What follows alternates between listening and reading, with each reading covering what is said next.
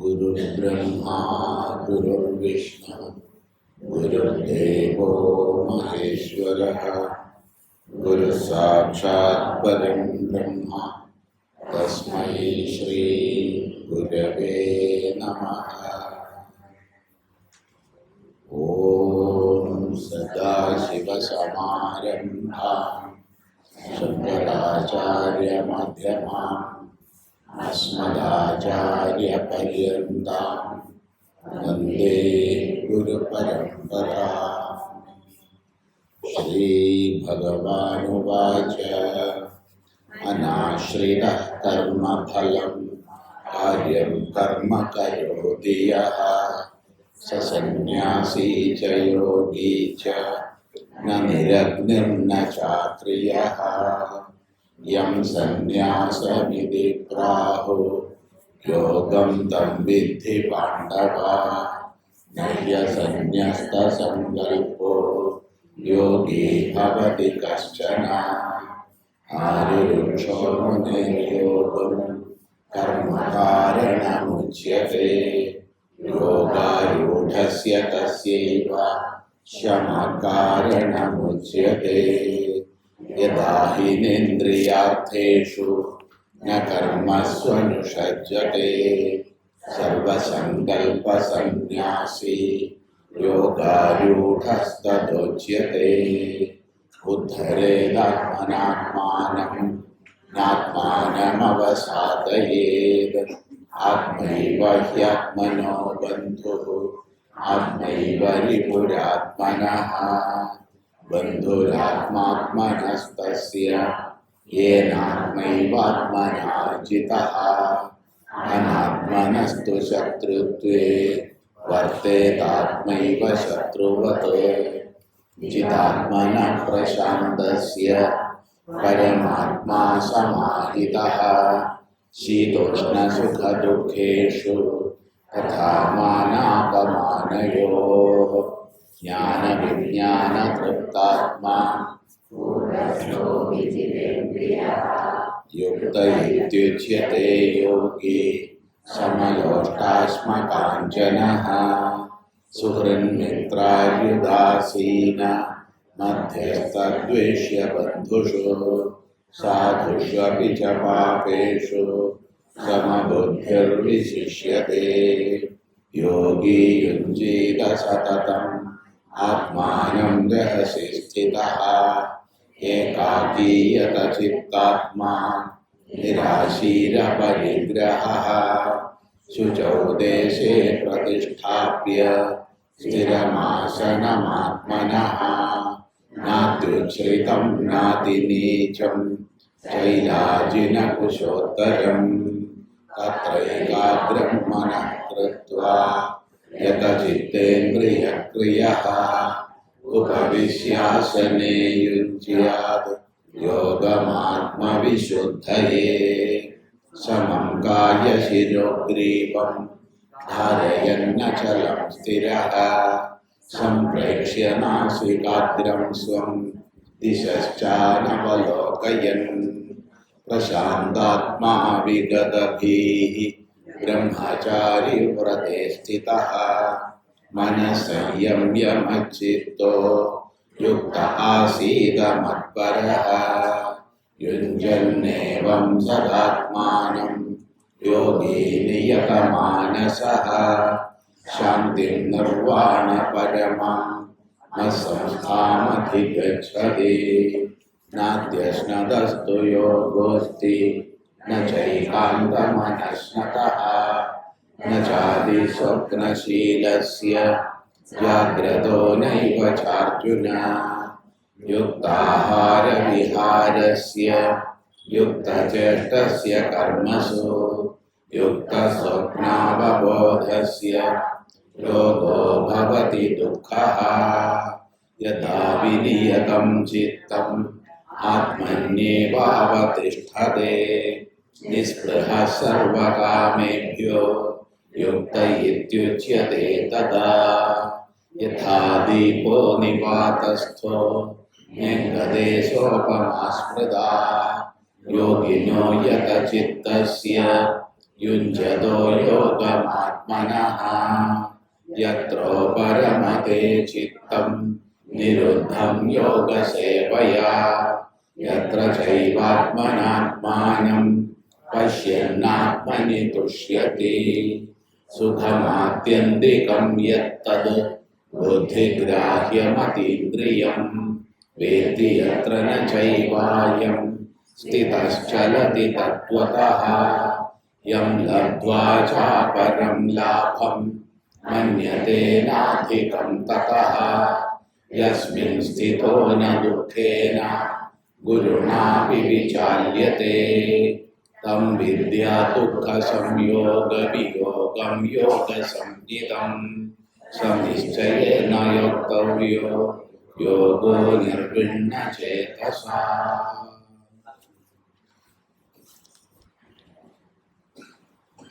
എത്ര ഉപരമതേ ചിത്തം നിരുദ്ധം യോഗസേവയ. യോഗസേവ കൊണ്ട് നിരുദ്ധമായ ചിത്തം എവിടെയാണോ ഏതവസ്ഥയിലാണോ തീർത്തും ഉപരമിക്കുന്നത്, സകല ബാഹ്യ പ്രപഞ്ച വിഷയങ്ങളിൽ നിന്നും പിന്തിരിഞ്ഞ് തന്നിലേക്കൊതുങ്ങി തന്നിൽ വർത്തിക്കുന്നത്. 2, യാതൊരവസ്ഥയിലാണോ തന്നാൽ തന്നെ ദർശിച്ച് തന്നിൽ ആനന്ദിക്കുന്നത്. വിശദീകരിക്കണമെങ്കിൽ ദിവസങ്ങൾ മാസങ്ങൾ വേണ്ടിവരും. സകല ത്രിപുടിയും ഒഴിഞ്ഞ് തന്നിൽ താനായി നിവസിക്കുന്നത്. 3, അതീന്ദ്രിയവും. അതീന്ദ്രിയം ഇന്ദ്രിയ വിഷയമല്ലാത്ത, ഇന്ദ്രിയങ്ങളെ കൊണ്ട് അറിയാൻ കഴിയാത്ത, എന്നാൽ അതിസൂക്ഷ്മ ബുദ്ധി കൊണ്ട് ഗ്രഹിക്കേണ്ടത്. അതിസൂക്ഷ്മ ബുദ്ധി കൊണ്ട്, ബുദ്ധിഗ്രാഹ്യം. അപ്പൊ സാമാന്യ ബുദ്ധിഗ്രാഹ്യം അല്ലാന്ന് കാണിക്കാൻ അതീന്ദ്രിയം എന്ന് പറയും. ഈ സൂക്ഷ്മ ബുദ്ധി നമുക്കെല്ലാം നേടിയെടുക്കാം. അങ്ങനെ അതിസൂക്ഷ്മ ബുദ്ധിയിലൂടെ ഗ്രഹിക്കേണ്ടതായ ആത്യന്തിക സുഖം. സാമാന്യ സുഖം അല്പകാലീനം, അല്പകാലം മാത്രം നിൽക്കും, അല്പദേശത്തിൽ മാത്രം നിൽക്കും. അതാണ് സുഖത്തിൻ്റെ ലക്ഷണം. എന്നാൽ ആത്യന്തികം സുഖം, അതിനേക്കാൾ കവിഞ്ഞു മറ്റൊന്നില്ലാത്ത നിരതിശയമായ സുഖം. ആ സുഖം വിഷയജനിതമല്ലെന്ന് കാണിക്കാനാണ് അതീന്ദ്രിയം. അത് നമുക്ക് അറിയാൻ പറ്റില്ലല്ലോ എന്ന് നമ്മൾ ശങ്കിക്കുകയാണെങ്കിൽ സാധിക്കും എന്ന് പറയുകയാണ് ബുദ്ധിഗ്രാഹ്യം. അങ്ങനെയുള്ള സുഖത്തെ അറിയുന്നു. 3, 4-മത്തെ ലക്ഷണം, യാതൊരവസ്ഥയിൽ ഇരിക്കുന്നവൻ തത്വത്തിൽ നിന്ന് വ്യതിചലിക്കുന്നില്ല, തന്റെ സ്വരൂപസ്ഥിതിയിൽ നിന്ന് വ്യതിചലിക്കുന്നില്ല. ചലതി. ഇപ്പൊ സാമാന്യമായി നമുക്ക് നിത്യവും നിരന്തരവും വ്യതിചലനം ഉണ്ടാകും.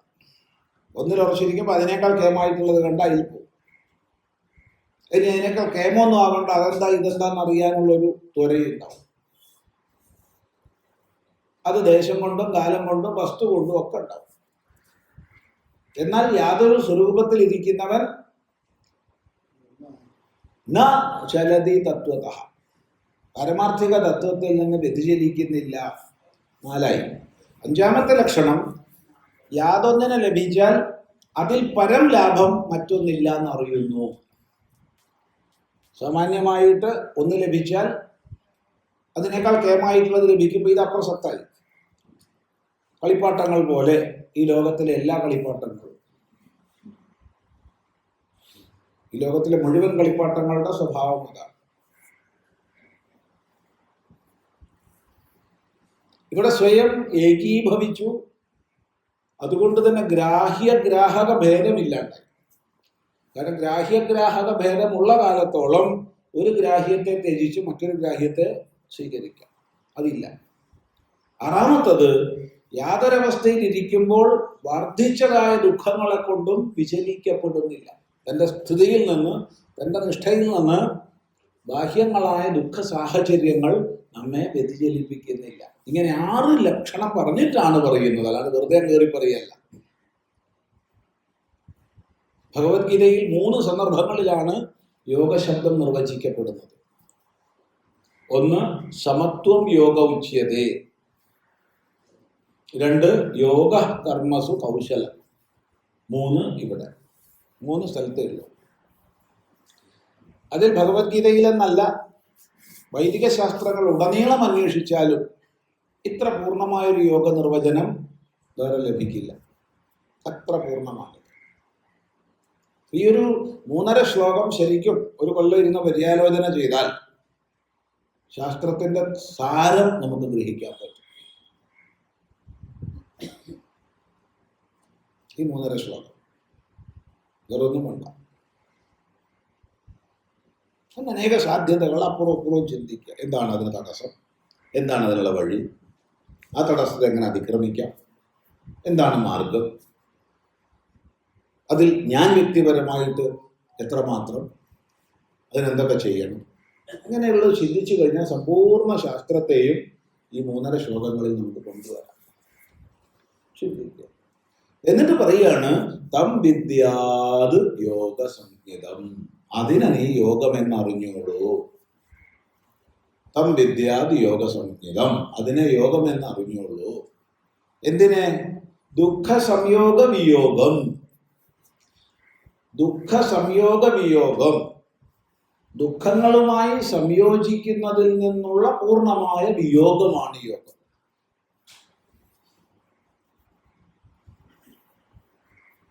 താൻ തന്നിൽ ഉറച്ചിരിക്കുമ്പോ വിവിധങ്ങളായ ദുഃഖങ്ങളുമായുള്ള സംയോഗം സംഭവിക്കുന്നില്ല. തന്റെ ആനന്ദ സ്വരൂപത്തിൽ താൻ ഉറച്ചിരിക്കുന്നു. അവിടെ സാമാന്യം ഇന്നലെ വരെ ദുഃഖം എന്ന് തോന്നിയ എന്തു തന്നെ വന്നാലും ഒരു ഗുരുക്കമില്ല. ആ ദുഃഖരഹിതമായ സ്വരൂപസ്ഥിതിയാണ് യോഗം. എന്നിട്ട് പറയാണ്, സ്വനിശ്ചയേന യോക്തവ്യ. വളരെ നിശ്ചയബുദ്ധിയോടുകൂടി അതിനെ യോജിപ്പിക്കണം. യോക്തവ്യ എന്ന് പറഞ്ഞാൽ യോജിപ്പിക്കണം. സാധാരണ യോക്തവ്യ എന്നൊക്കെ പറയുമ്പോൾ ഈ കാളകളൊക്കെ പൂട്ടിക്കെട്ടുക, അതിനാണ് പറയുക യോക്തവ്യ. ആ യോഗവുമായി നമ്മളെ യോജിപ്പിക്കണം, കൂട്ടിക്കെട്ടണം, ഏകീഭവിക്കണം. എങ്ങനെ? അനിർവിണ്ണ ചേതസ, മടുപ്പ് വരാത്ത, വൈരാഗ്യം വരാത്ത, വിരക്തി വരാത്ത ബുദ്ധിയോടുകൂടി. വിരക്തി വേണം. വിരക്തിയുള്ള ആൾക്കേ യോഗം സാധിക്കും. ഈ സാധനയിൽ വിരക്തി വേണം. കാരണം സാധനയിൽ നിന്ന് വിരക്തി വരാം. ഞാൻ കുറച്ചു കാലം നോക്കിയപ്പനെ ഇല്ലേ, കുറച്ചൊക്കെ നോക്കി, വലിയൊരു മെച്ചമൊന്നുമില്ല, അതൊക്കെ ഞാൻ നിർത്തി. അതിലൊന്നും യാതൊരു അർത്ഥമില്ല. അങ്ങനെയൊക്കെ വരാം. അതുകൊണ്ട് ദീർഘകാല നൈരന്തര്യ സത്കാരാസേവിതോ ദൃഢഭൂമി. ഇവിടെ ദൃഢഭൂമി എന്നുള്ളതിന് പകരം ധൃതഭൂമി എന്നും പാഠമുണ്ട്. സതു ദീർഘകാല നൈരന്തര്യ സത്കാരാസേവിതോ ധൃതഭൂമി. ദീർഘകാലം നിരന്തര ഭാവത്തോടുകൂടി, സത്കാരഭാവത്തോടുകൂടി സാധനകൾ അനുഷ്ഠിച്ചാലേ ഭൂമിക ധരിക്കപ്പെട്ടതാകൂ, അഥവാ ദൃഢമായ ഭൂമികയിൽ എത്തിച്ചേരൂ. ഇവിടെ ബഹുഭൂരിപക്ഷം എന്നല്ല 99% പേരും ഈ വഴിക്കാണ് നഷ്ടപ്പെട്ടത്. കാരണം സാധനകളിലൂടെ മുന്നോട്ട് പോകുമ്പോൾ ഉണ്ടാകുന്ന ചില മഹിമകൾ നമുക്ക് ബഹുമാനം തരും. ലോകത്തിൽ നമസ്കരിക്കാനും ദക്ഷിണ തരാനും ഒക്കെ ആളുണ്ടാവും, പ്രശംസിക്കാൻ ആൾക്കാരുണ്ടാവും. അപ്പൊ നമ്മൾ തന്നെ എന്തൊക്കെയോ ആയിപ്പോയി എന്ന് സ്വയം വിചാരിക്കും. പിന്നെ നിലം വിട്ടു, ഭൂമിക വിട്ടു. ഇതാണ് സംഭവിക്കുക. അല്ലെങ്കിൽ ചില സിദ്ധിവിശേഷങ്ങൾ വരുമ്പോൾ അതിൽ മയങ്ങിപ്പോകും. അല്ലെങ്കിൽ എന്തെങ്കിലും ചില ആകർഷണങ്ങൾ വരും. അത് പണമാവാം, ആണാവാം, പെണ്ണാവാം, സ്ഥാനമാനങ്ങളാവാം, പലതാവാം. അല്ലെങ്കിൽ ചില വിഘ്നങ്ങൾ വരും, എന്തെങ്കിലും ആയിട്ട്. ഇങ്ങനെയാണെന്ന് പറയാൻ പറ്റില്ല.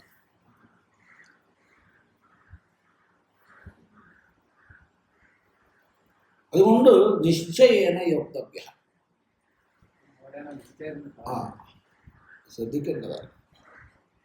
നേരെ മറിച്ച് ഈ ഒരു ശ്ലോകം മാത്രം പറയുകയാണെങ്കിൽ നമ്മുടെ ലക്ഷ്യത്തെക്കുറിച്ചുള്ള ഉറപ്പുണ്ടാവില്ല.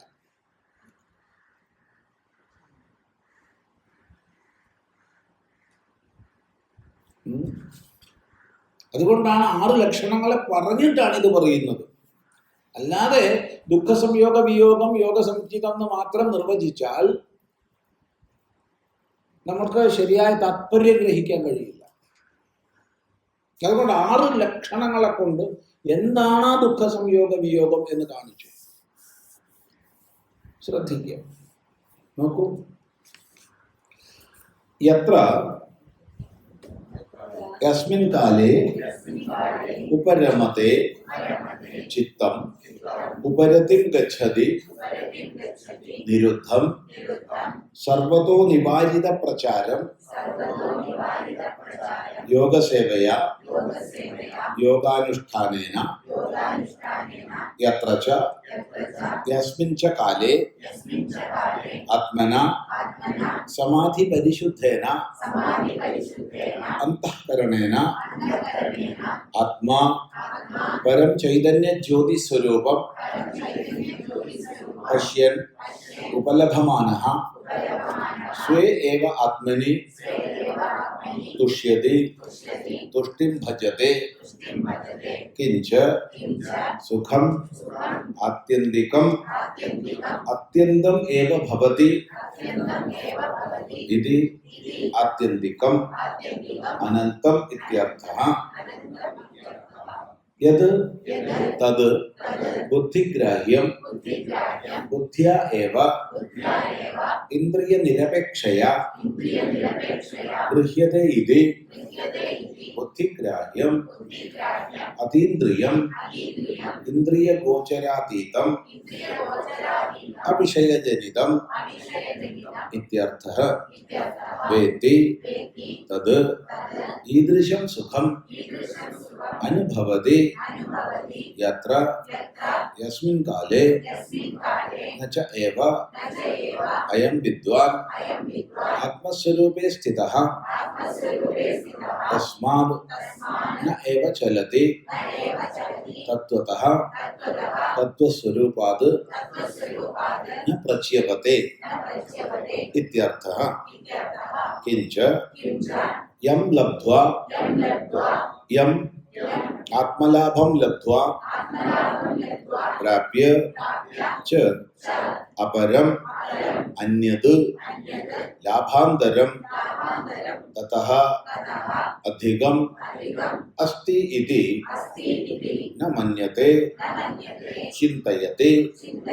കിഞ്ച യസ്മിൻ ആത്മതത്വേ സ്ഥിതഃ ദുഃഖേന ശസ്ത്രനിപാതാദിലക്ഷണേന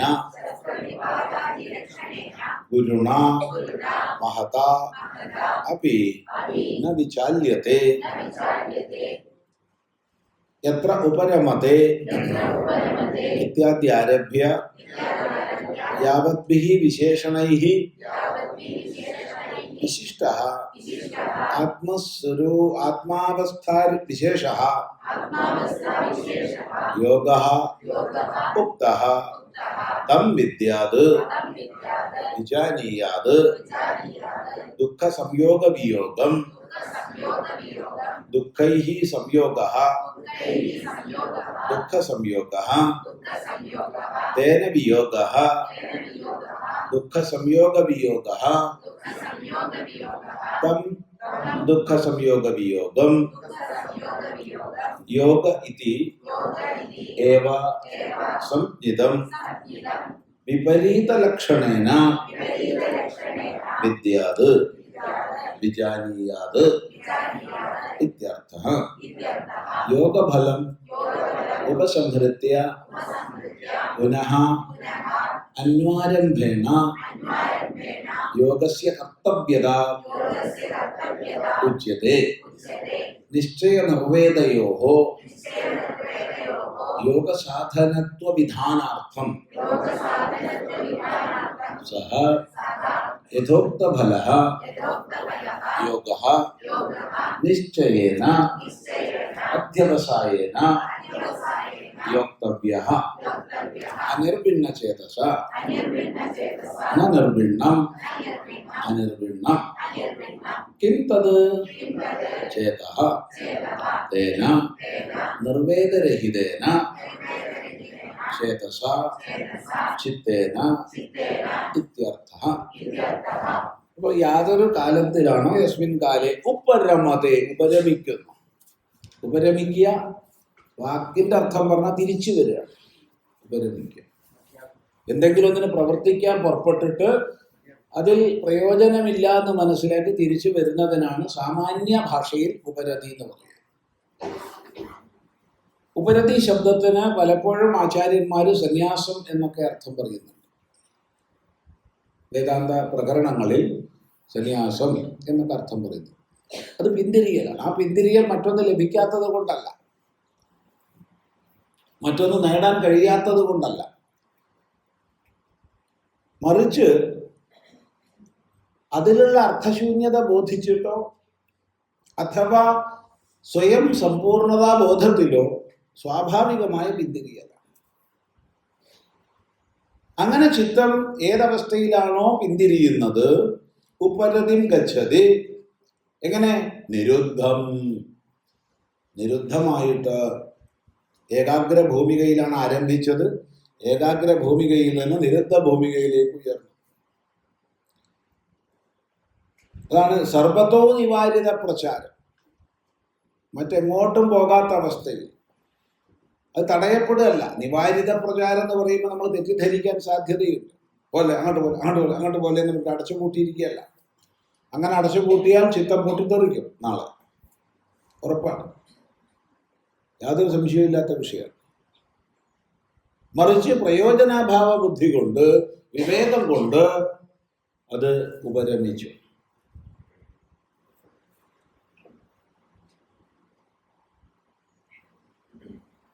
നിവാരിത പ്രചാരം, യോഗസേവയ, യോഗാനുഷ്ഠാനം. അതൊരു ദിവസം കൊണ്ട്, അല്ലെങ്കിൽ ഒരു കൊല്ലം കൊണ്ട്, അല്ലെങ്കിൽ ഒരു ജന്മം കൊണ്ട് സാധിക്കുന്നതല്ല. എന്നാൽ ഒരു സെക്കൻഡ് കൊണ്ടും സാധിക്കാം. നമുക്ക് സമയബന്ധിതമായിട്ട് പറയാൻ കഴിയില്ല. ഒന്ന് മാത്രമേ പറയാൻ കഴിയുള്ളൂ, യസ്മിൻ കാലേ യോഗസേവയ, യോഗാനുഷ്ഠാനം കൊണ്ട് സാധന തുടർന്നുള്ള, അതിൽ നിന്ന് വ്യതിചലിക്കാതിരിക്കുക. അങ്ങനെ യോഗസേവയ യോഗാനുഷ്ഠാനേന അതിൻ്റെ ബാഹ്യ ആന്തരിക അംഗങ്ങളെ പറഞ്ഞു കഴിഞ്ഞു. എവിടെ?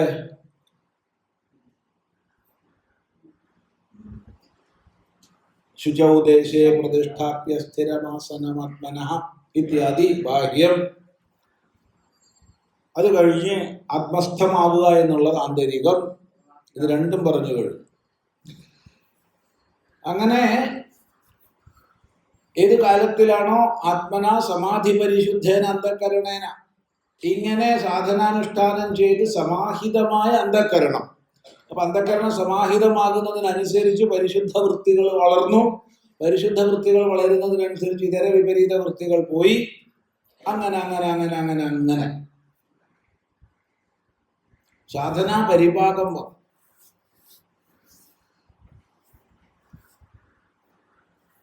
ഒരു 10 ലക്ഷം പേരുണ്ടെങ്കിൽ ഒരാളെ ഈ വഴിക്ക് നീങ്ങുന്നുള്ളൂ. അങ്ങനെ നീങ്ങുന്ന 10 ലക്ഷം പേരിൽ ഒരാൾക്ക് സാധന പരിഭാഗം വരും. കാരണം പരിഭാഗം വരുന്നതിന് മുമ്പ് തന്നെ പഴുക്കും. നമ്മൾ ഈ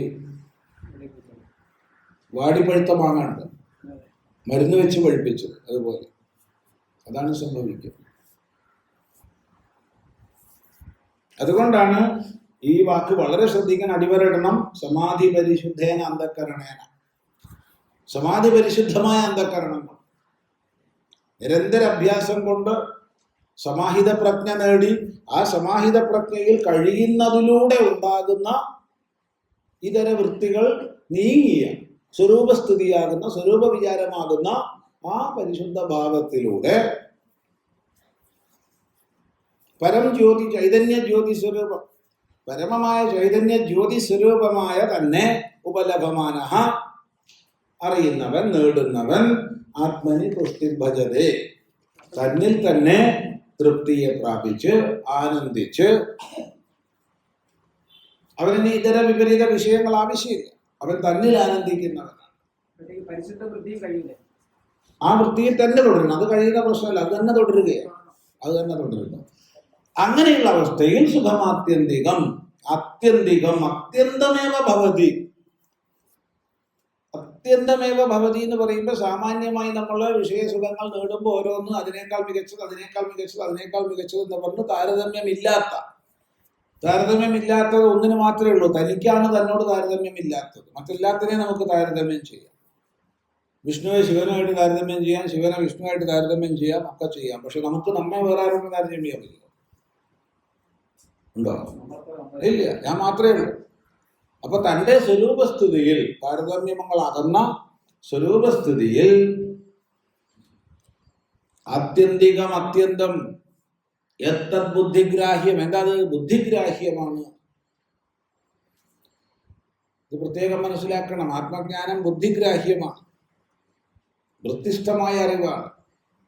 ചെവിയൊക്കെ അത് ബുദ്ധിയിൽ അറിയണമല്ലേ? ബുദ്ധിയിലല്ലാണ്ട് പിന്നെ കൈകൊണ്ടറിയാം, കണ്ണുകൊണ്ടറിയാം, ചെവി കൊണ്ടറിയാം. മിക്കവാറും വേദാന്ത ശാസ്ത്രം അല്ലെങ്കിൽ അധ്യാത്മശാസ്ത്രങ്ങളെ അനധികാരികൾ കൈകാര്യം ചെയ്തിട്ട് ആകെ കൂടെ പ്രശ്നമാക്കിയിട്ടുണ്ട്. ബുദ്ധിഗ്രാഹ്യമല്ലാത്ത വേറെന്തോ ഒരു അനുഭവം വരാനുണ്ടെന്നാ പറയുക. വേറെന്തോന്ന് വരാനുണ്ട്. ആ അനുഭവം ഉണ്ടോ എന്നാ ചോദിക്കുക. വേറെന്താ നമുക്ക് അറിയാനുള്ള ഉപാധി? നമുക്ക് ഇന്ദ്രിയങ്ങൾ കഴിഞ്ഞാൽ പിന്നെ മനസ്സ് കഴിഞ്ഞാൽ ബുദ്ധി. ഇതേ ഉള്ളൂ കോപ്പ്. അതിനപ്പുറത്തൊരു കോപ്പ് നമുക്കില്ല.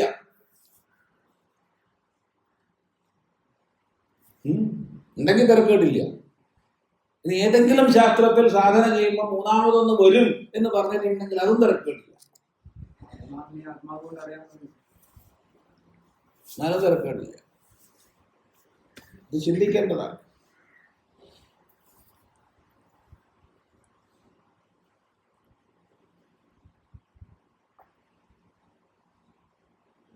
അതുകൊണ്ട് ബുദ്ധിക്ക് അപ്പുറത്തുള്ള അനുഭവം ഞാൻ ഉണ്ടാക്കി തരാം എന്ന് പറയുന്ന ഗുരുക്കന്മാർ നിറയുണ്ട് ലോകത്തിൽ, നിറയുണ്ട്.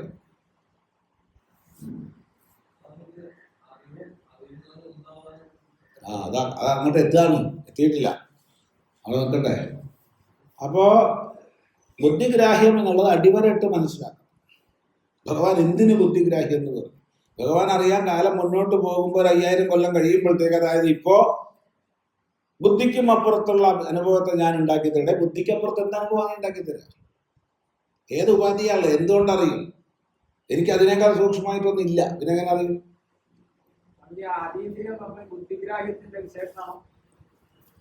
അപ്പൊ ബുദ്ധിഗ്രാഹ്യം എന്നുള്ള ആദ്യം ഉറപ്പിക്കുക. അതെന്താണ്? അതീന്ദ്രിയം ബുദ്ധിഗ്രാഹ്യല്ല.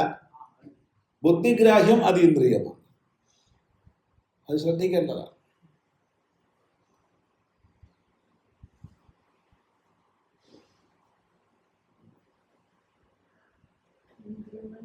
അപ്പൊ ഞാൻ അവിടെ അദ്വൈതാശ്രമത്തിൽ പോയി, അല്ലെങ്കിൽ ഞാൻ അവിടെ വേദാന്ത പഠിപ്പിക്കുന്ന സ്ഥലങ്ങളിൽ പോയി, XYZ പല സ്ഥലത്ത് പോയി, എല്ലായിടത്തും ബുദ്ധിയിലുള്ള അറിവേ ഉള്ളൂ.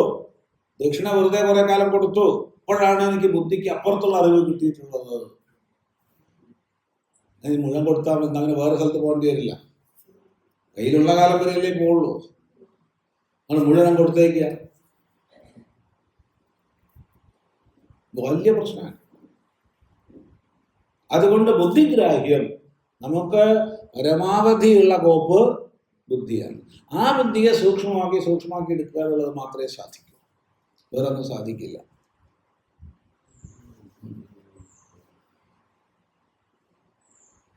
ഇന്ന് വളരെ വ്യാപിക്കുന്നത് കൊണ്ടാണ് ഇത്ര ശക്തമായി പറയുന്നത്. ശരി, ബുദ്ധിഗ്രാഹ്യം എന്നിട്ട് പറയുന്നു അതീന്ദ്രിയം. ഇന്ദ്രിയങ്ങളെ അതിക്രമിച്ച് വർത്തിക്കുന്ന ശബ്ദസ്പർശ രൂപരസഗന്ധ വിഷയങ്ങളല്ല.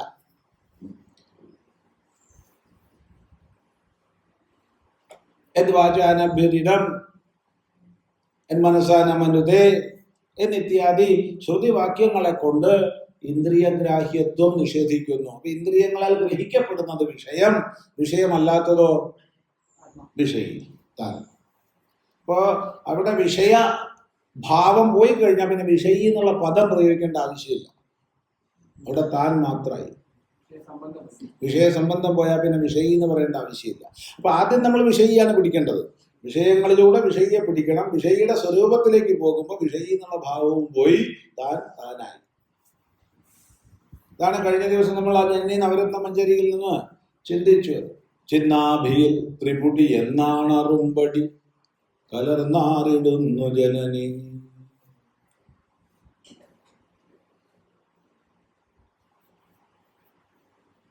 അതീന്ദ്രിയം ഇന്ദ്രിയ ഗോചര അതീതം അവിഷയജനിതം. അവിഷയജനിതം, വിഷയജനിതമല്ലാത്ത കേവല സൂക്ഷ്മ ബുദ്ധിഗ്രാഹ്യമായ സുഖത്തെ അറിയുന്നു. അവൻ സുഖിയായി, പിന്നെ അവൻ ഇളക്കല്ല.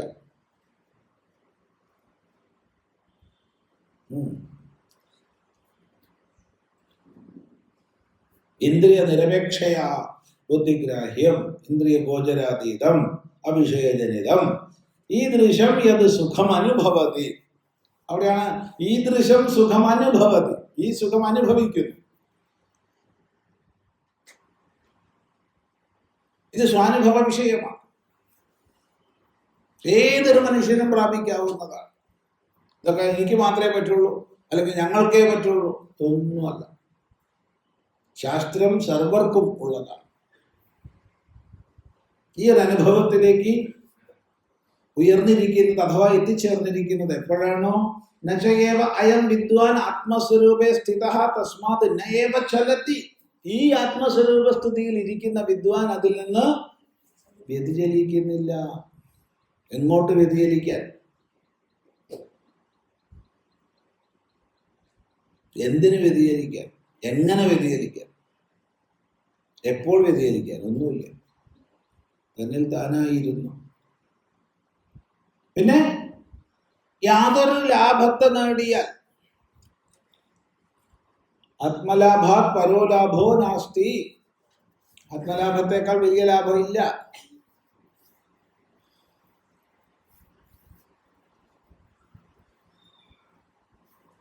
അപ്പൊ യാതൊന്നിനും ലഭിച്ചാൽ പിന്നെ മറ്റൊന്ന് ലാഭാന്തരത്തെ വിചാരിക്കുന്നില്ലയോ? ആ ആത്മസ്വരൂപത്തിൽ നിലകൊള്ളുമ്പോൾ വലിയ ദുഃഖങ്ങൾ ബാഹ്യമായി വന്നാലും, അത് ഭാഷ്യകാരൻ പറയാണ് ശസ്ത്രപാദാദി ലക്ഷണേനവ. ശസ്ത്രപാദം, ഒരാൾ ആയുധം പ്രയോഗിക്കുന്നു നമുക്ക് നേർക്ക്, ഇത്തരം ദുഃഖസ്ഥിതി വന്നാലും വ്യതിചലനമില്ല.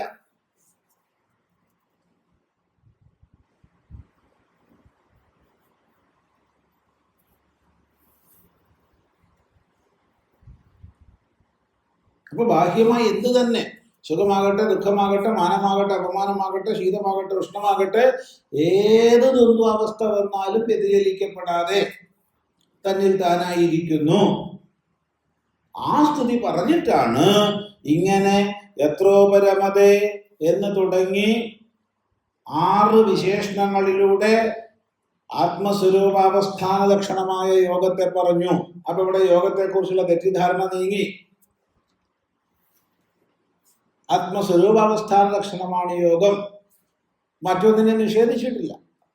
പക്ഷെ ആത്യന്തികം ഇതാണെന്ന് പറഞ്ഞു. താദർത്ഥ്യേന ഇതിലേക്ക് എത്തിച്ചേരാൻ വേണ്ടിയുള്ള മറ്റെല്ലാ യോഗമാർഗങ്ങളെയും ശാസ്ത്രം അംഗീകരിക്കുന്നു. അത് ശ്രദ്ധിക്കുക. അവിടെയാണ് ശാസ്ത്രം തന്നെ കർമ്മയോഗം, ഭക്തിയോഗം, ജ്ഞാനയോഗം, മറ്റ് അഷ്ടാംഗയോഗം എന്നിത്യാദി അനേക യോഗങ്ങളെ പറയുന്നത്. അതെല്ലാം താദർത്ഥ്യേന, അതിനെ പ്രാപിക്കുന്നതിനായിക്കോ. ഇത് പാരമാർത്ഥിക യോഗം.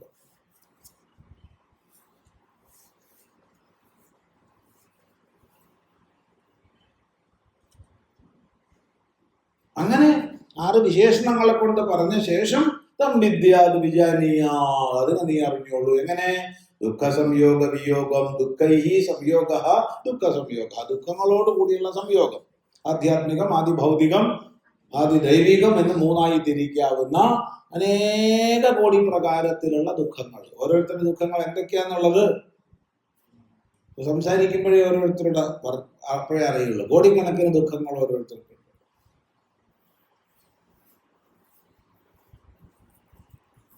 അതിനൊക്കെ നമുക്ക് വേണമെങ്കിൽ 3 ശീർഷകത്തിൽ പെടുത്താം. ഇനിയും വേണമെങ്കിൽ 1 ശീർഷകത്തിലും പെടുത്താം. ആധ്യാത്മികമെന്ന്, അതിഭൗതികവും അതിദൈവികവും ഒക്കെ അങ്ങ് പോകും. കാരണം എല്ലാ ദുഃഖങ്ങളും സൂക്ഷ്മചിന്തനത്തിൽ ആധ്യാത്മികങ്ങളാണ്. താൻ ദുഃഖിച്ചാലേ തനിക്ക് ദുഃഖം ഉണ്ടാവുള്ളൂ, അല്ലാണ്ട് ദുഃഖം ഉണ്ടാവില്ല. ഇരിക്കട്ടെ. അപ്പൊ ഏതായാലും ഇവിടെ ബഹുവചനം പറഞ്ഞുകൊണ്ട് ആധ്യാത്മിക, ആദിദൈവിക, അതിഭൗതികാദി എടുക്കാം. അപ്പോൾ ദുഃഖങ്ങളോട് കൂടിയുള്ള സംയോഗം, ദുഃഖ സംയോഗം, അതിനോട് പൂർണ്ണമായുള്ള വിയോഗം. ഒരു തരത്തിലും ദുഃഖ സംയോഗം ഉണ്ടാവുന്നില്ല.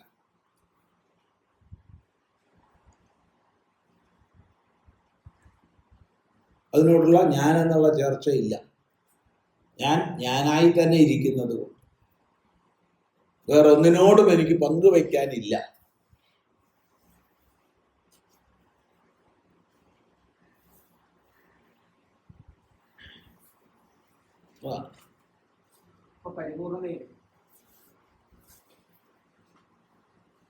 അഖണ്ഡമാണ് സ്വരൂപം.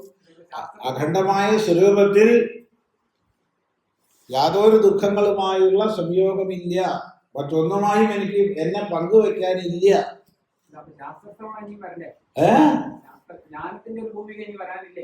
ശാസ്ത്രത്തിന്റെ ഭൂമിക വരാനില്ലേന്ന് ചോദിച്ചാലുണ്ട്. ഇത് തന്നെയല്ലേ അതെന്ന് ചോദിച്ചാൽ ഇത് തന്നെയാണ്. 2 രീതിയിൽ കൊടുക്കാം. 2 രീതിയിലും നമുക്ക് വ്യാഖ്യാനിച്ച് മനസ്സിലാക്കാം. ഏതായാലും ഇത് വിപരീത ലക്ഷണമാണ്. വിയോഗം യോഗമാണ്, ചേരായികയാണ് യോഗം, ചേർച്ചയല്ല യോഗം. അതാണ് വിപരീത ലക്ഷണേന. വിയോഗം യോഗം, ചേരായികയാണ് യോഗം. യോഗം എന്ന് പറഞ്ഞാൽ ചേർച്ച. ദുഃഖങ്ങളോട് ദുഃഖ സംയോഗ വിയോഗം. ദുഃഖ സംയോഗം ലോകമാണ്. ദുഃഖ സംയോഗം ലോകം. ലോകവിയോഗം യോഗം.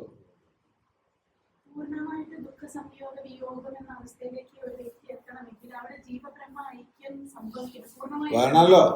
അതല്ലേ പറഞ്ഞ 2 രീതിയിലും വ്യാഖ്യാനിക്കാം. ദുഃഖ വിപരീത ലക്ഷണേന വിദ്യാത് വിജാനീയ, സംയോഗ വിയോഗം. അപ്പൊ ലോകവിയോഗമാണ് യോഗം. യോഗം അത്രേ ഉള്ളൂ. ദുഃഖ സംയോഗം ലോകത്തിൻ്റെയാണ്.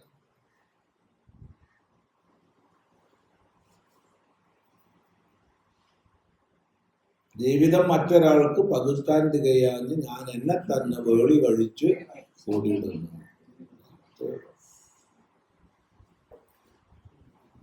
അതാണത്. യോഗഫലം ഉപസമൃത്യ പുനഃ അന്വാരംഭേണ യോഗസ്യ കർത്തവ്യത. അങ്ങനെ യോഗം കഴിഞ്ഞു, യോഗഫലം പറഞ്ഞു കഴിഞ്ഞു. ഇനി പറയാനില്ല, ഇനി മേപ്പെട്ടൊന്നും പറയാനില്ല. പിന്നെന്താ പറയാനുള്ളത്? ഈ പറഞ്ഞതിന്റെ അന്വാരംഭം, അതിനെ പിന്തുടർന്നുകൊണ്ട് എന്താ നിങ്ങൾ ചെയ്യേണ്ടത് ഇത്രയൊക്കെ പറഞ്ഞു. പരമമായ മധുരായി കഴിഞ്ഞു. ഇനിയിപ്പോ എന്ത് വേണം? അത് നീ അന്വേഷിച്ചു. ഇതാണ് പരമമായ ആനന്ദം. എന്ത് വേണം? നീ ഇതിലേക്ക് പോയിക്കോളൂ. ഇത്രയുള്ളൂ. അല്ലേ, പോണില്ലേ? വേണ്ട, ഇതിന്റെ ഇഷ്ടം നിനക്ക് വിട്ടു തന്നു. ഇതാണ് ഇത് പറയാനുള്ളത്. പറഞ്ഞു 3.5 ശ്ലോകം കൊണ്ട് പറയാനുള്ളത് പറഞ്ഞു കഴിഞ്ഞു. ഇനിയിപ്പോ എന്താ വേണ്ടത്? ഇനി പ്രേമപൂർവ്വം പറയുകയാണെങ്കിൽ പോയിക്കോളൂ. വേണ്ടേ? വേണ്ട. ഇവിടെ കിടന്ന് വട്ടം കറങ്ങിയാൽ മതിയോ? കറങ്ങിക്കോളൂ. കറങ്ങാൻ ഇഷ്ടം പോലെ സാധ്യതകളുണ്ട്. അല്ല, ഇതിനപ്പുറത്തേക്ക് പോകണോ? പോയിക്കോളൂ. നല്ല സാധ്യതയുണ്ട്. 2നും സാധ്യതയുണ്ട്. പ്രേയസുണ്ട്, ശ്രേയസ്സും. ഏതാ വേണ്ടു നിനക്ക് തീരുമാനിക്കും. അത് ഞാൻ കാണിച്ചു.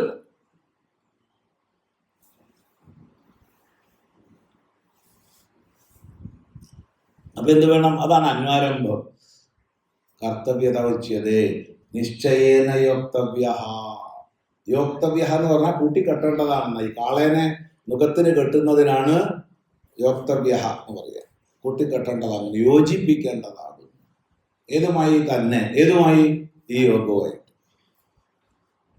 യോക്തവ്യ എങ്ങനെ? നിശ്ചയേന, നിശ്ചയ ബുദ്ധിയോടുകൂടി. 2, ഒരിക്കലും നിർവിണ്ണമാകാത്ത മനസ്സോടുകൂടി. സാധകന് വേണ്ട ഏറ്റവും വലിയ യോഗ്യതയാണ് നിർവിണ്ണഭാവം, വൈരാഗ്യം. അപ്പൊ അത് ഉണ്ടാകരുത് എന്നാ പറയണത്. എങ്ങനെ? സാധനയിൽ വൈരാഗ്യം ഉണ്ടാകരുത്. അത് ഇന്നലെ പറഞ്ഞു. അവനിപ്പോ ഭക്തി വിഷയത്തിലായി എന്ന് പറയല്ലേ, അതുപോലെയാണ്. അതെ, നിരുപൂർവകമായ വിധുധാതുവിന് എപ്പോഴും വിരക്തി എന്നുള്ള അർത്ഥമാണ്, വൈരാഗ്യാർത്ഥാണ്. അപ്പൊ സാധനയിൽ വൈരാഗ്യം വരരുത്. നമുക്ക് അതാണ് വരിക.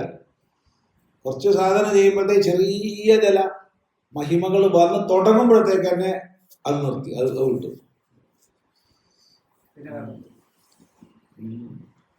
ശരി, ഉദാഹരണത്തിന് സന്യാസിയെ ശ്രവണം കുര്യാതെന്ന് പറഞ്ഞു ആചാര്യൻ. സന്യാസിക്ക് ശ്രവണം ചെയ്യണം, സന്യാസിന് ശാസ്ത്ര സ്വാധ്യായം ചെയ്യണം. അപ്പൊ സന്യസിക്കുമ്പോഴത്തേക്കാണ് എന്ത് വിചാരിച്ചു? ഞാൻ പൂർണ്ണനായി കഴിഞ്ഞു, ഇനി എന്ത് ശാസ്ത്ര സ്വാധ്യായം? അനുഷ്ഠാനം പോലും ഇല്ല.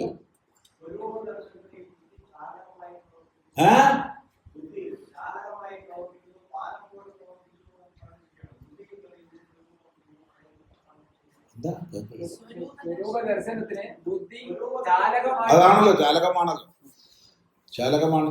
ശരിയാണ്. അപ്പൊ ഈ അനിർവിണ്ണ ചേതസ എന്നുള്ളത് പ്രത്യേകം ശ്രദ്ധിക്കേണ്ടതാണ്. 99% സംഭവിക്കുക നടന്നു തുടങ്ങുമ്പോഴത്തേക്ക് നടത്തം നിൽക്കുന്നത്, തുടങ്ങുമ്പോഴത്തേക്ക്. അപ്പോഴത്തേക്ക് അതിനുള്ള സാഹചര്യങ്ങൾ വരും, നടത്തം അവിടെ നിൽക്കും. പിന്നെ ലോകത്തിലെ വിദ്വാനായിട്ട് അറിയപ്പെടും. ചിദാനന്ദപുരി സ്വാമി, എന്താണ്, പണ്ഡിതരത്നം, അത് ഇത്. നാട്ടുകാരൊരു പൂജ പോലെ ചെയ്യും, കുറെ അവാർഡ് തരും. പിന്നെ അതിലൊക്കെ അഭിരമിച്ച് അങ്ങനെ ഇരിക്കും. മരണം വരെ ദക്ഷിണയും കിട്ടും, സുഖമായി. മരിച്ചു കഴിഞ്ഞാൽ 4 ആള് പത്രത്തിൽ വാർത്തയും വരും, മഹാനായിരുന്നു, ഇത് കഴിഞ്ഞു, അത്രയേ ഉള്ളൂ.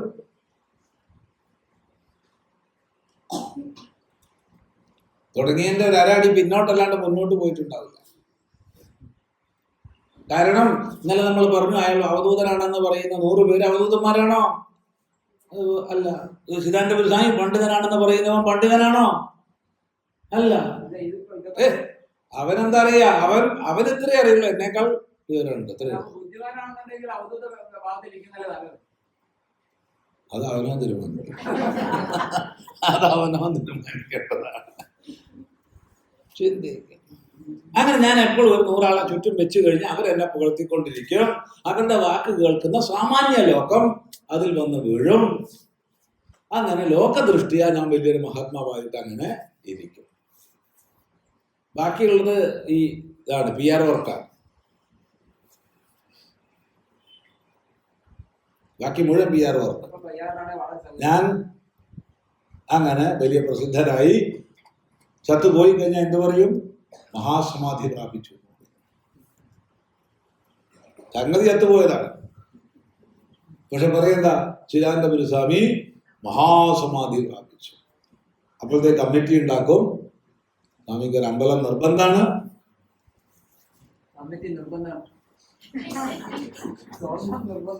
അപ്പോ അങ്ങനെ അതാണ് ലോക സ്വഭാവം.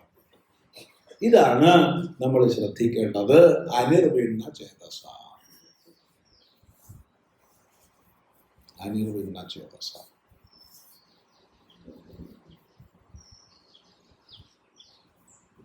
വളരെ ഗൗരവം. നമുക്ക് തമാശ രൂപത്തിൽ പറയാൻ കഴിയും, പക്ഷെ ഒരു സാധകന്റെ ജീവിതമാണിത്, ഈ അനിർവിണ്ണ ചേതസ എന്നുള്ളത്. അത് ശ്രദ്ധിക്കുക. ശരി. നിശ്ചയ നിർവേദയോഹോ, പിന്തിരിയരുത്. പിന്തിരിഞ്ഞാൽ പോയി. നിശ്ചയാത്മികമായ ബുദ്ധിയോടുകൂടി യോഗസാധനത്വ വിധാനാർത്ഥം സഹ യഥോക്ത ഫലഃ യോഗ നിശ്ചയേന അധ്യവസായേന യോക്തവ്യ. നിശ്ചയത്തോടു കൂടി ചെയ്യേണ്ടതാണ്. എങ്ങനെ? അനിർവിണ്ണ ചേതസ. അതിൽ മടി വന്ന് പിന്മാറരുത്. കാരണം നമ്മൾ തന്നെ അറിയില്ല അനുഷ്ഠാനങ്ങൾ കൊഴിഞ്ഞു പോകുന്നത്. അനുഷ്ഠാനങ്ങൾ കൊഴിഞ്ഞു പോകുന്നത് നമ്മൾ തന്നെ അറിയില്ല. കാരണം നമ്മൾ മുഖ്യത്വം മറ്റു പലതിനും കൊടുക്കും. എനിക്ക് പ്രഭാഷണമുണ്ട്, അപ്പോൾ പ്രഭാഷണമുള്ളതുകൊണ്ട് എനിക്ക് വേഗം പോകേണ്ടതാണ്. ആരെയാ പ്രഭാഷണത്തിനെ വിളിച്ചത്? സ്വാമിജികാരൻ്റെ ഗുരു. അപ്പൊ സ്വാമി എന്നുള്ള എന്റെ കർത്തവ്യമോ? അത് പിന്നെയാണ്. ഇപ്പൊ പ്രഭാഷണം പോയിട്ട് ദക്ഷിണ കിട്ടണം, അത്രയേ ഉള്ളൂ. യോഗര നന്നാക്കണം. അപ്പൊ നിനക്ക് ഗുരുനാഥൻ പറഞ്ഞ അനുഷ്ഠാനോ? അതാണ് നോക്കട്ടെ, ഗുരു പറഞ്ഞല്ല.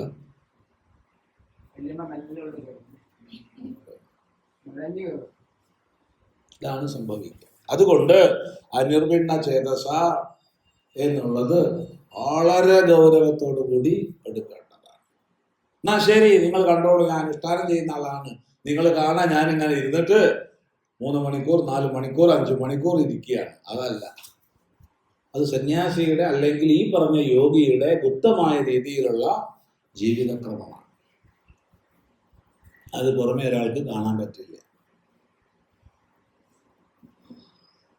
അത് ശ്രദ്ധിക്കുക.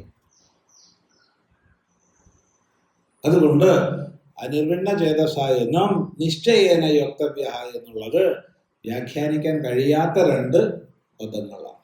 അത്രയും ഗൂഢമായ മഹത്തായ അർത്ഥവ്യാപ്തിയുള്ളതാണ്. അതുകൊണ്ട് എന്ത് വേണം? സങ്കൽപ്പ പ്രഭവാൻ കാമാം ത്യക്ത്വാ സർവാൻ ശേഷതഃ മനസൈവേന്ദ്രിയഗ്രാമം വിനിയമ്യ സമന്തതഃ ശനൈരുപരമേത് ബുദ്ധ്യാ ധൃതി ഗൃഹീതയാ ആത്മസംസ്ഥം മനഃ കൃത്വാ ന കിഞ്ചിദപി ചിന്തയേത്. സങ്കൽപ്പ പ്രഭവാൻ കാമാൻ ത്യക്ത്വാ സർവാൻ ശേഷതഃ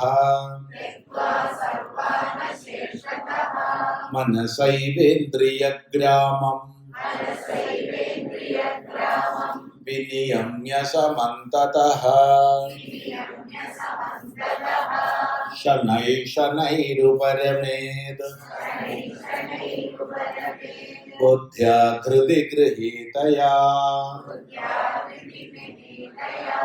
ആത്മസംസ്ഥം മനഃ കൃത്വാ ന കിഞ്ചിദപി ചിന്തയേത്. ഇവിടെ തംവിദ്യ ദുഃഖ സംയോഗ വിയോഗം യോഗ സംഹിതം എന്ന് പറഞ്ഞത് മുകളിൽ ഒരു സാധകനോട് ഉപദേശിക്കാനില്ല. പിന്നെ ആ സാധനയിലൂടെ എത്തിച്ചേരുന്ന സിദ്ധാനുഭൂതിയുടെ തലത്തെക്കുറിച്ചുള്ള വിശദീകരണമാണ്. അതിപ്പോ ഇവിടെ ചെയ്യുന്നില്ല. സിദ്ധാനുഭൂതിയുടെ തലം ഇപ്പൊ ചർച്ച ചെയ്യുന്നില്ല. അപ്പോൾ ഇനി വേണ്ടത് എന്താ? ഈ സാധനയിലേക്ക് പ്രേരിപ്പിക്കുക. അപ്പൊ നമ്മൾ ആദ്യമേ തുടങ്ങണം. ഇപ്പൊ പറഞ്ഞതിനുപരിയല്ല ഇനിയുള്ളത്, ഈ പറഞ്ഞതിലേക്ക് എത്തിച്ചേരാനുള്ള സാധനാക്രമം. കാരണം ഒരു ഉപദേശം തന്നു നമുക്ക്, അത് എല്ലാ കാലവും പ്രസക്തമായ ഉപദേശമാണ്. എന്താണ്? സനിശ്ചയേന യോക്തവ്യ യോഗ. ഇതാണ് ഉപദേശം. യോക്തവ്യ, തവ്യ പറഞ്ഞു, കർത്തവ്യമാണ് നിന്റെ, യോക്തവ്യമാണ് നിനക്ക്. ഇത് പറഞ്ഞു കഴിഞ്ഞാൽ പിന്നെ ചോദ്യമില്ല. അല്ല, കുറച്ച് കഴിഞ്ഞിട്ട് ചെയ്താൽ പോരെന്ന് ചോദ്യമില്ല. നിനക്ക് നിന്റെ ഇഷ്ടം, ഞാൻ പറയണ്ടേ പറഞ്ഞു. പൊയ്ക്കോളൂട്ടോ എന്ന് ഒരു പ്രാവശ്യം പറഞ്ഞാൽ പിന്നെയും പോണോന്ന് ചോദ്യം ഉണ്ടോ? ഇല്ല. പിന്നെ ചുറ്റിപ്പറ്റി നിൽക്കുവോ? ഇല്ല. ചിന്തിക്കുക. അപ്പൊ പറയണ്ടേ പറഞ്ഞു കഴിഞ്ഞു. ഒറ്റ പ്രാവശ്യം ഗുരു പറയുള്ളൂ. 2 പ്രാവശ്യം പറയുന്ന ഗുരുവല്ല, ലഘുവാണ്. അപ്പൊ ഗുരുവിനെ ലഘുവാക്കിയാലോ? ഗുരു ലഘുവാകുന്നില്ല, ഗുരു പറഞ്ഞുകൊണ്ടിരിക്കും. പക്ഷെ ഒരു പ്രാവശ്യം പറഞ്ഞിട്ട് അത് അത് പാലിക്കുന്നില്ലെങ്കിൽ ശിഷ്യനാണ് അവിടെ പരാജയപ്പെട്ടത്. ഗുരു പറഞ്ഞുകൊണ്ടിരിക്കും, കാരണം ഗുരുവിന് നാണവമാനമില്ല.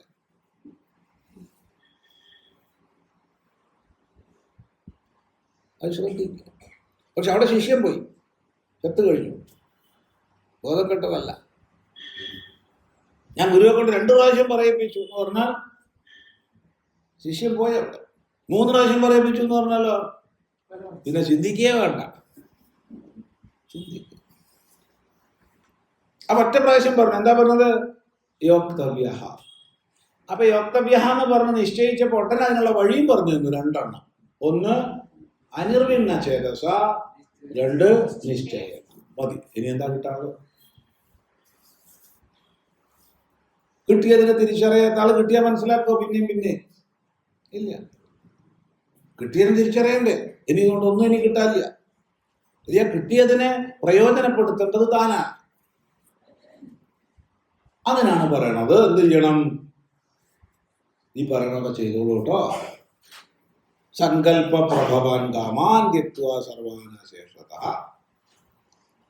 മനസൈവേന്ദ്രിയ ഗ്രാമം വിനിയമ്യ സമന്തതഃ ശനൈ ശനൈരുപരമേത് ബുദ്ധ്യാ ധൃതി ഗൃഹീതയ ആത്മസംസ്ഥം മനഃകൃത്വ ന കിഞ്ചിദപി ചിന്തയത്. സാധനയാണ്. പ്രാഥമിക തലത്തിൽ നിന്ന് വീണ്ടും തുടങ്ങും. അതുകൊണ്ട് അല്പം കഴിഞ്ഞ്